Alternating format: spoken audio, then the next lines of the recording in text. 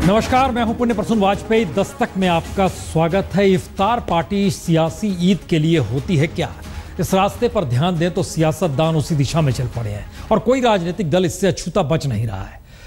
दस्तक में दिया देखा जाए उस पर दस्तक हो पाती है नहीं हो पाती है, लेकिन शुरुआत में एक तस्वीर हम आपको दिखाते हैं, एक नहीं 3 तस्वीरें दिखलाते हैं। ये 3 तस्वीरों के कई मायने हैं। एक तरफ आतंक की एक युवा दस्तक घाटी में किस रूप में है, ये उसका वीडियो है। शहीद का अंतिम संस्कार बीएसएफ के जवान का जब उसके गांव पहुंचा तो 10,000 लोग वहां पर जमा हो गए और इन सब के बीच एक बातचीत हो रही थी भारत पाकिस्तान के संबंधों के मद्देनजर, जो 72 घंटों बाद ही बेमानी साबित सा लगने लगा। तो लाइन ऑफ कंट्रोल हर के जहन में, और इन सब के बीच दिल्ली हो, जम्मू कश्मीर हो, उधर इस्लामाबाद हो, इन सब के बीच ताना बाना कौन बुनेगा, मौतों का सिलसिला रुका नहीं है और आतंक की नई खेप घाटी में नजर आने लगी है। ये सारे संकेत देते हैं कि जिस तर्ज पर सियासत लगभग याद कीजिए तो 1989 का दौर याद कीजिए तो आतंक उस रूप में दस्तक दे रही है, या लोगों के भीतर एक आक्रोश है इस सारी स्थितियों को लेकर कि जो जवान मारा जाता है और उसका शव जब उसके घर पर पहुंचता है तो वहां पर लोगों का हुजूम नारे लगाते हुए देखिए किस तरीके से जमा हो जाता है। और इन सब के बीच किसी तीसरे देश में मुलाकात पाकिस्तान के प्रधानमंत्री से क्यों होती है, ये एक सवाल है।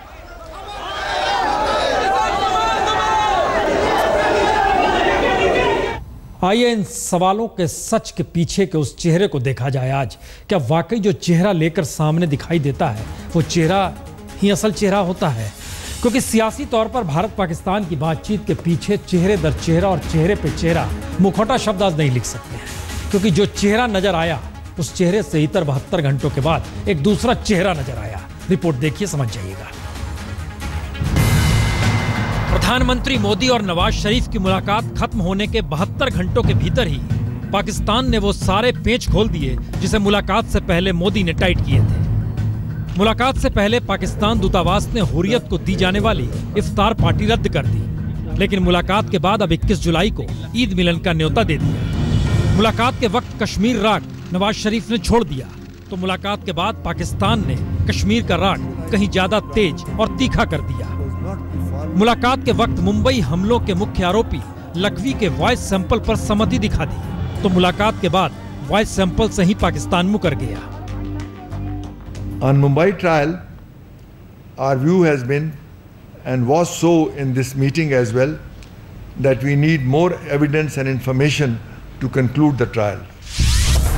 यानी पाकिस्तान कहीं ज्यादा तीखे तरीके से 3 एजेंडे को लेकर अब सामने आ खड़ा हुआ है। पहला, जब तक बातचीत में कश्मीर नहीं तब तक बात नहीं। दूसरा, जब तक मुंबई हमलों पर और सबूत नहीं तब तक लखवी पर मुकदमा आगे नहीं बढ़ेगा। और तीसरा, समझौता एक्सप्रेस ब्लास्ट पर भारत और जानकारी दे।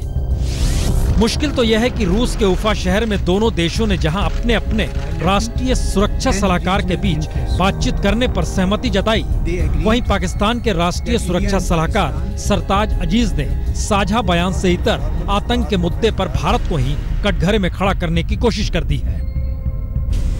Mr. Nawaz Sharif also sought information on the progress made on the trial of Samjhota Express terrorist incident. यानी उफा शहर की बातचीत में जिस अदब से प्रधानमंत्री मोदी ने नवाज शरीफ को मुलाकात का निमंत्रण भेज इंतजार किया, वही निमंत्रण अब मोदी की कूटनीति पर भारी पड़ रहा है। लेकिन बीजेपी को भरोसा है कि पाकिस्तान साझा बयान से डिगेगा नहीं। तो दिल्ली और इस्लामाबाद के बीच अब भी कौन कौन खड़ा है और किसी तीसरे देश में निमंत्रण देकर नवाज से बातचीत करने की जरूरत क्यों पड़ी, इसका जवाब लेने के लिए विपक्ष आज देर रात पीएम के लौटने का इंतजार तो कर ही रहा होगा, क्योंकि पहली बार साझा बयान से पलटने में पाकिस्तान ने न देर लगाई न ही नवाज शरीफ को बख्शा।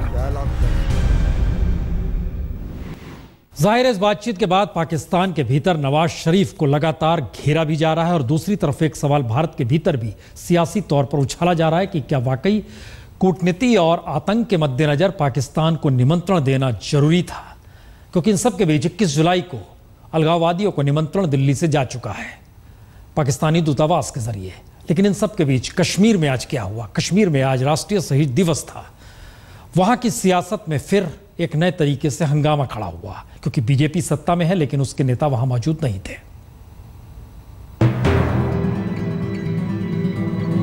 तो क्या कश्मीर को लेकर हर किसी का अपना अपना सियासी इतिहास है?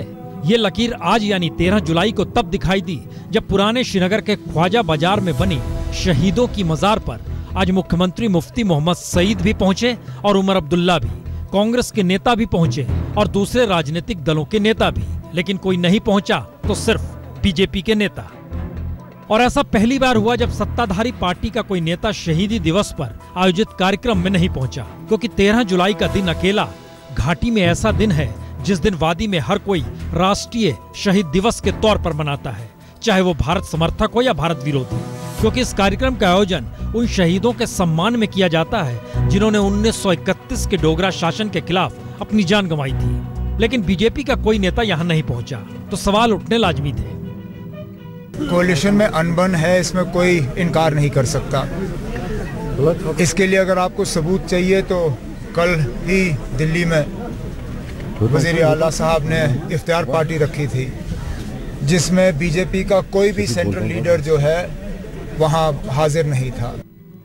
दरअसल शहीद दिवस पर आयोजित प्रोग्राम से बीजेपी की गैर मौजूदगी ने दो सवाल सीधे तौर पर उठाए। पहला, क्या बीजेपी सत्ता में पीडीपी के साथ होने के बावजूद श्याम प्रसाद मुखर्जी की लकीर पर ही चल रही है? और दूसरा, क्या बीजेपी अभी भी खुद को सिर्फ जम्मू तक सीमित मानती है क्योंकि घाटी ने चुनाव में उसे नहीं स्वीकारा? कश्मीर के तकदीर को बदलना है, इसको दो हाथ चाहिए। मेरा हाथ कोई मामूली हाथ नहीं, उधर का हाथ भी कोई मामूली हाथ नहीं, सारे 100 करोड़ लोगों का एतमाद हासिल है। दरअसल शहीदी दिवस पर बीजेपी नेता घाटी में रहना भी नहीं चाहते थे और यही वजह है बीजेपी कोटे के सारे मंत्रियों को एक दिन पहले ही बीजेपी अध्यक्ष अमित शाह से मुलाकात के लिए दिल्ली बुला लिया गया था। और यूं भी बीजेपी का मानना है कि 1931 के शहीदों के लिए उनकी कोई प्रासंगिकता नहीं है।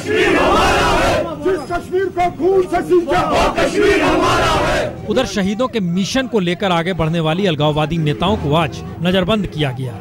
हालांकि सड़क पर शहीदों की मजार तक पहुंचने के लिए जो अलगाववादी निकले उन्हें गिरफ्तार भी किया गया। लेकिन यह भी पहली बार हुआ कि 13 जुलाई को कोई बंद का ऐलान घाटी में नहीं हुआ, क्योंकि मौका रमजान के महीने का है। जम्मू कश्मीर के इतिहास में ये पहली बार हुआ है जब किसी सत्ताधारी दल ने शहीदी दिवस पर शहीद मज़ार पर हाजिरी ना दी हो। मुफ्ती मोहम्मद सईद आज सुबह सवेरे शहीदों के मज़ार पर फूल चढ़ाने तो पहुंचे, लेकिन उनके सहयोगी बीजेपी वाले वहां पर नदारद थे। यहां तक कि अलगाववादी नेताओं ने भी कमर कस ली थी कि वो शहीदों पर राजनीति करके वहां पर पहुंचेंगे, लेकिन उन्हें सरकार ने वहां आने की इजाज़त नहीं दी। पूरे इस राजनीतिक क्रम में ये साफ बात हो रही है कि अब पीडीपी और बीजेपी में कहीं न कहीं गहरी दरार बनी हुई है। कैमरामैन तारिक लोन के साथ अशरफ आनी, श्रीनगर, आज तक। कश्मीर को लेकर दिल्ली का नजरिया हमेशा से सियासी तौर पर सत्ता के बदलने के साथ साथ बदलता भी रहा, इससे भी इनकार नहीं किया जा सकता है। लेकिन इन सब के बावजूद भी कश्मीर की उलझन भारत के साथ इसलिए महत्वपूर्ण हो चली है क्योंकि पाकिस्तान ने बातचीत के बाद कश्मीर का जिक्र फिर से कर दिया है और भारत इन सब के बीच उस साझा बयान को ही महत्व दे रहा है। लेकिन देश के भीतर की स्थिति क्या कहती है? देश के भीतर के अंतर्विरोध भी चेहरे पर चेहरे के तौर पर ही सामने आते रहे हैं। मसलन याद कीजिए मंडल का मंडल, उसके नए रूप में बीजेपी अब नए तरीके से एक बिसात बिछाना चाहती है। असर उसका क्या होगा, रिपोर्ट देखिए।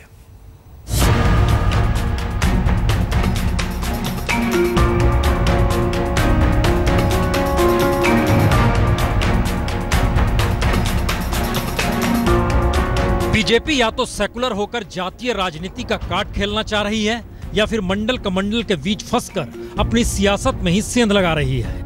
और असर इसी का है कि मंडल आंदोलन से निकले लालू यादव भी अब जातीय राजनीति की उस जमीन को ही खोदना चाह रहे हैं जिसे कमंडल के आसरे बीजेपी ने ही 26 बरस पहले दबाने की भरसक कोशिश की थी। और तब बीजेपी को यूपी में तो सफलता मिली, लेकिन बिहार उसकी पहुंच से हमेशा बाहर ही रहा। तो अब सवाल 3 है। पहला, क्या पीएम को ओबीसी करार देने के बाद लालू जातीय वोट बैंक को बचाने के लिए सड़क पर उतरे हैं? दूसरा, क्या संघ की इफ्तार पार्टी से मुस्लिम समुदाय बीजेपी के साथ खड़ा हो जाएगा? और तीसरा, क्या ओबीसी कार्ड और इफ्तार पार्टी बीजेपी के पारंपरिक वोट में ही सेंध नहीं लगा देगी? ये सवाल इसलिए मौजूद हो चले हैं क्योंकि बीजेपी का चेहरा कभी छत्रपों की तर्ज पर रहा नहीं। इसीलिए बिहार हो या यूपी, बीजेपी में अगड़े पिछड़ों की नुमाइंदगी बरकरार रही, लेकिन बीजेपी का चेहरा हिंदूवादी रहा तो बीजेपी में मुस्लिम चेहरों के लाले पड़ गए। और लोकसभा चुनाव में ही मोदी की लहर तले भी बीजेपी का कोई मुस्लिम सांसद जीत नहीं पाया। बीजेपी के चेहरे शाहनवाज तक भागलपुर से हार गए और यूपी में मोदी की सुनामी में मुलायम मायावती से लेकर कांग्रेस तक का टप्पर उड़ गया, लेकिन बीजेपी के टिकट पर कोई मुसलमान नहीं जीता। ऐसे में नया सवाल यह हो चला है कि बीजेपी हिंदुत्व के नाम पर तो जातीय वोट बैंक में सेंध लगा देती है, लेकिन सेकुलर छवि के नाम पर उसे जातीय वोट बैंक में घुसना पड़ेगा, जिससे उसने हमेशा तौबा की है। मगर सबसे ज्यादा ओबीसी मुख्यमंत्री अगर कोई पार्टी ने दिया है तो भारतीय जनता पार्टी ने दिया है, और सबसे पहला प्रधानमंत्री अगर देश को किसी ने दिया है तो वो भी भारतीय जनता पार्टी ने दिया है। विश्व के अंदर जो आज दंगे हैं, अपराध हैं और हिंसा है, पूरी दुनिया उससे मुक्त हो ताकि शांति से विकास की ओर जा सके और भाईचारे में जी सके। यह वर्ल्ड मैसेज देने के लिए आज का कार्यक्रम। तो सवाल ओबीसी कार्ड के जरिए जो चाल बीजेपी अध्यक्ष ने चली और संघ परिवार के वरिष्ठ स्वयंसेवक इंद्रेश कुमार की मौजूदगी में जिस तरह शनिवार को दिल्ली में संघ के संगठन मुस्लिम राष्ट्रीय मंच ने इफ्तार पार्टी की, वो कहीं बीजेपी को मुश्किल में तो नहीं डाल देगी, क्योंकि सेकुलर छवि का मतलब है छत्रपों की तर्ज पर जातीय राजनीति की जमीन पर खड़े होना, और इफ्तार पार्टी का मतलब है कट्टर हिंदूवादी संगठनों को आईना दिखाना।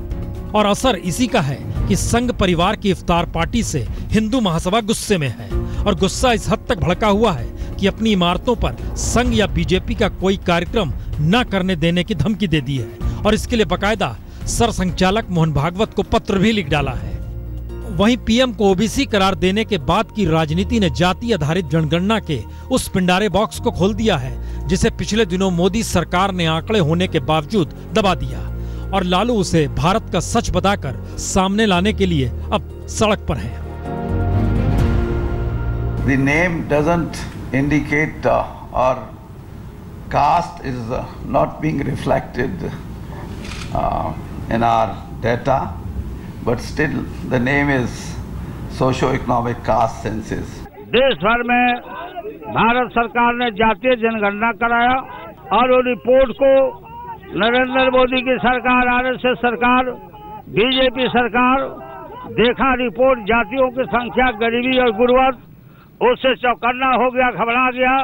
हम चाहते हैं कि आपको कृपा है, ये जो सर्वेक्षण हुआ है इसको प्रकाशित करो, और नहीं तो हम ठप कर देंगे, पूरा देश को हम ठप कर देगा। जाहिर है मंडल कमंडल का दौर पुरानी स्थिति हो गई है, लेकिन इस पर किस रूप में रैली निकली रिपोर्ट दिखाएंगे। लेकिन उससे पहले मध्य प्रदेश की राजधानी भोपाल बीजेपी अध्यक्ष भी पहुंचे और सीबीआई की टीम भी पहुंची।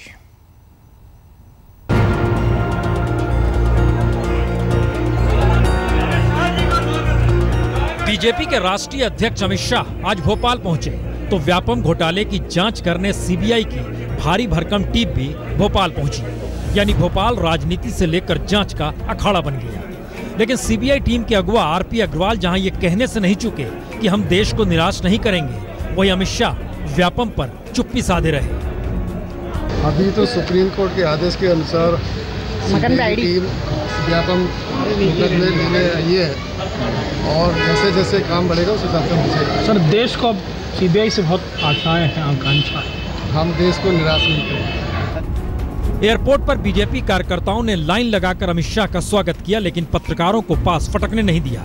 फिर समन्वय भवन में आयोजित महासंपर्क अभियान कार्यक्रम के दौरान अमित शाह ने शिवराज सिंह के तारीफों के पुल बांधे, लेकिन व्यापम घोटाले पर एक शब्द भी नहीं बोला।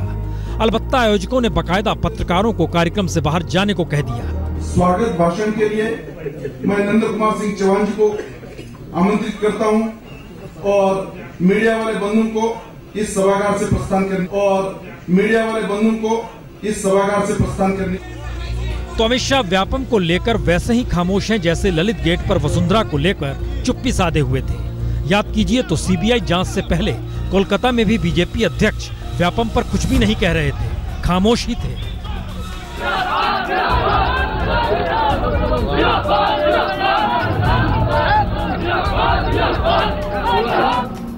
तो कोलकाता से लेकर भोपाल तक की खामोशी ने पहली बार बीजेपी के भीतर भी ये सवाल को खड़ा कर दिया है कि आखिर विपक्ष का जवाब वो दे तो कैसे दे, क्योंकि कार्यकर्ताओं में लगातार विपक्ष के आक्रामक होने और हाईकमान की खामोशी ने ऊहापोह की स्थिति तो खड़ी कर ही दी है। कोलकाता तक सीबीआई जांच की मांग थी, लेकिन भोपाल पहुंचने पर सीबीआई जांच के आदेश हो चुके हैं। तो भी अमित शाह खामोश हैं, तो इसके कई मायने हैं। पहला, मसला सीबीआई का है, शायद इसीलिए अमित शाह खामोश है। व्यापम के कटघरे में संघ परिवार भी आ रहा है, शायद इसीलिए अमित शाह खामोश है। शिवराज पर कुछ भी बोलना सियासी मुट्ठी खोलना होगा, इसीलिए शायद अमित शाह खामोश है। लेकिन इन सब के बीच दिल्ली के भीतर मोहल्ले की राजनीति, सोचिए मत, स्थिति देखिए किस रूप में राजनीति भी हो रही है और अच्छा काम भी हो रहा है। 10,000 तो आप बेचते हैं, लेकिन जो दिल्ली के मोहल्लों में राहुल गांधी और दिल्ली के ही मोहल्लों में मोहल्ला क्लिनिक। पहली बार सियासी बिसात ने राहुल गांधी को दिल्ली की बस्ती और मोहल्लों के बीच ला खड़ा किया। तो पहली बार आम आदमी पार्टी ने डॉक्टर और दवा को ही मरीजों के पास मोहल्लों में लाकर खड़ा कर दिया। राहुल को इतनी सियासी फुर्सत है कि वो फेरी वालों के दर्द में शरीक हो गए। यहाँ पे जो गरीब लोग हैं उनको शहर में जगह नहीं दी जा रही है, उनको दबाया जा रहा है, ठीक है, इसलिए मैं यहाँ आया। दिल्ली में सबको पछाड़ सरकार चला रही आम आदमी पार्टी ने भी पहली बार मोहल्ला क्लिनिक नायाब प्रयोग की शुरुआत कर दी। यानी जिस दौर में अस्पताल तक पहुंचना दूभर है, इलाज महंगा हो चला है, वहां मुफ्त दवाई के साथ मोहल्ले दर मोहल्ले में डॉक्टरी इलाज। काफी दूर जाना पड़ता था हमें, यह है कि अब पास में है, इसलिए ठीक है। यहाँ पर डिस्पेंसरी खुली है, बहुत अच्छा लग रहा है, बहुत सहूलत है। पहले बहुत दूर थी, मतलब कि सड़क क्रॉस करके जाना पड़ता था।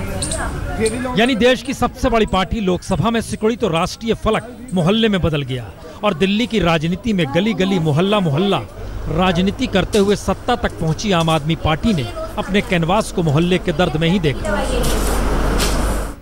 लेकिन मोहल्लों की राजनीति करने वाले दिल्ली के ही एक मोहल्ले में बर्बाद होते सैकड़ों क्विंटल धान को कोई नहीं देख पाया, जो बीते कई साल से शेड न होने की वजह से बारिश में हमेशा सड़ जाता है। इस बार भी यह अनाज देश के अलग अलग हिस्सों से नरेला मंडी में पहुंचा जरूर, लेकिन सिस्टम की नाकामी ने इसे किसी की भूख मिटाने लायक नहीं छोड़ा।